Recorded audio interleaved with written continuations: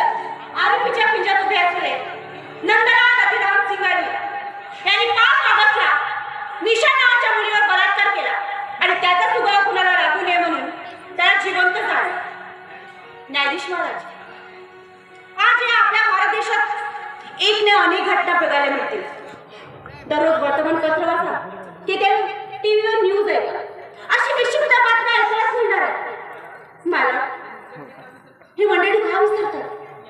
यांना जन्म देणाऱ्या स्त्री का विसरतात? अरे यांना आई बहिणी नाहीत का? अरे कसं जगावं एखाद्या मुलीने?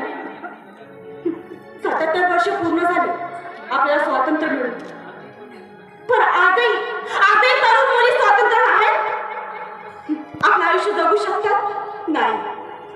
मला कुणी म्हणतात मुली तंग कपडे घालतात, जीन्स घालतात, स्कर्ट घालतात, त्याच्या अभिनेत्रीवर नाव मोठं ठेवतात, पण त्या समाजच्या नदीला आळ का घालत नाही? हा तरुण मुली सोडा, साधारण 3 वर्षाच्या अगोदर बालिकेवर यावेळी माणसं त्या अगोदर 3 वर्षाच्या बालिकावर तोंड नाही करतात. त्याला लाज कशी वाटत नाही? खरं तर अशा जमान्यांना कठोरात शिक्षायला हवी. वकील साहेबांनी अजूनपर्यंत माझ्या अश्विनाच्या विरोधात पुरावा सादर केलेला नाही. मी आता कुठे फक्त आश्रय म्हणले, अजून केसला सुरुवातच केली नाही, पण माझ्या वकील मित्राला घाई जास्त झालेली दिसते. मला आरोपींना काही प्रश्न विचारायचे आणि त्यासाठी मला परवानगी द्या.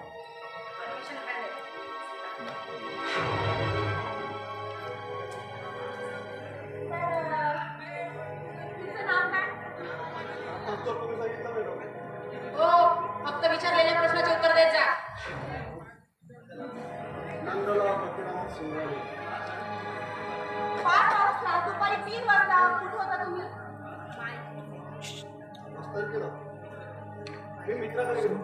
कोणत्या मित्राकडे? त्याचं नाव काय आणि कुठे राहतो आणि कशासाठी गेला होता? मित्राकडे कशासाठी होतो? सहज भेटायला.